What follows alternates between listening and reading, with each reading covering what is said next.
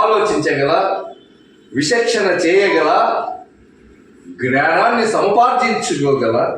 సముపార్జించిన జ్ఞానాన్ని సమాజానికి అందించగల ఏకైక జీవి జన్మ మానవ జన్మ. అటువంటి మానవ జన్మలో పరమ పవిత్రమైనటువంటి ఈ భరత భూమిలో జనించడము, అందులోనూ తెలుగు తల్లి ముద్దుబిడ్డలుగా జనించడము మనందరి యొక్క అదృష్టం.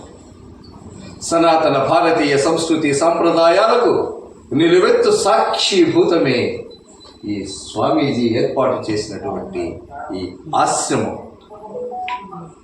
చిన్నారులు, సనాతన భారతీయ సంస్కృతి సాంప్రదాయాలకు నిలువెత్తు సాక్షిభూతమే స్వామీజీ వారు ఏర్పాటు చేసినటువంటి ఈ ఆశ్రమం. ఇటువంటి ఆశ్రమంలో మనము ఇలాంటి పెద్దలందరి యొక్క మార్గదర్శనంలో విద్యాభ్యాసాన్ని గావిస్తున్నందుకు మనందరము చాలా అదృష్టవంతులు. భరతమాత, సరస్వతి మాత పుత్రులుగా సాక్షాత్కరించబడే మనమందరం